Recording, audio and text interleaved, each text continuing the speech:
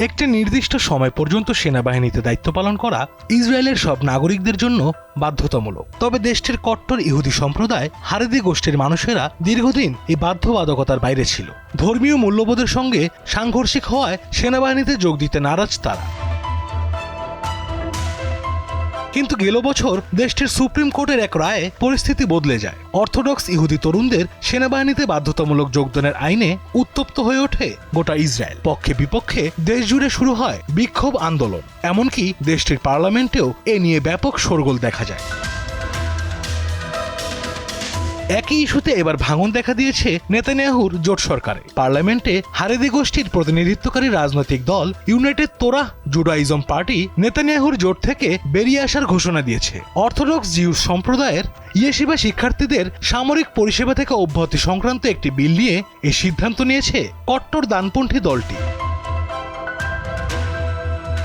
এতেই যেন দুশ্চিন্তার ভাঁজ পড়েছে ইসরায়েলের প্রধানমন্ত্রী বেনিয়ামিন নেতানিয়াহুর কপালে। কারণ ইউটিজের 7 সদস্য নেতানিয়াহুর জোট সঙ্গী হিসাবে পার্লামেন্টে যোগ দিয়েছিলেন। তার মধ্যে দলের প্রধান আগেই পদত্যাগ করেছেন। এবার বাকি 6 জন পদত্যাগের ঘোষণা দেয় পার্লামেন্টের 120 আসনের মধ্যে মাত্র 61টি নেতানিয়াহুর নেতৃত্বে থাকবে, যা তার জোট সরকারকে খুবই বিপজ্জনক এবং নড়বড়ে অবস্থানে ঠেলে দিচ্ছে।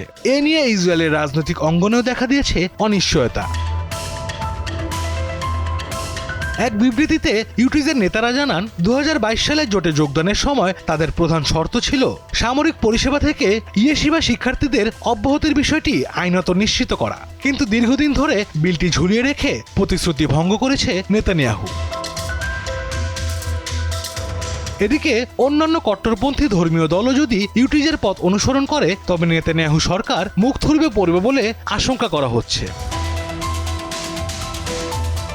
চলমান গাজা যুদ্ধের প্রেক্ষাপটে নানামুখী চাপে রয়েছে ইসরায়েল। এই অবস্থায় জোটে ঐক্য ধরে রাখতে না পারলে নেতানিয়াহু ও তার সরকার অস্তিত্ব সংকটে পড়বে বলে মনে করছেন রাজনৈতিক বিশ্লেষকরা। আশরাফ শুভ, দীপ্ত, বার্তা কক্ষ।